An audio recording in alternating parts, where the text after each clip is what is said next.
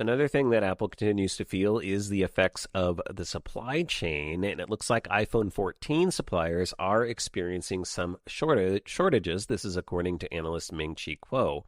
Apple has had a couple of suppliers for components like memory and display panels experiencing delays or shortages in production. Specifically, he says Samsung on the memory side, basically Apple's sole supplier, and LG Display for the panels on the iPhone 14 Max and iPhone 14, though the report notes it's mostly on the latter.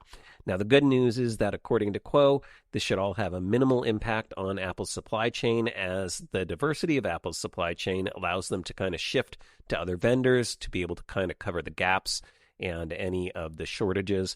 On the memory side, it sounds like Samsung should be able to cover production through the third quarter of 2022, while other suppliers like Micron and SK Hynix are going to jump in, and they're set to start shipping products and memory in the fourth quarter. So they'll just kind of hand the ball off and kind of pick up the slack on the memory side of things as production rolls out.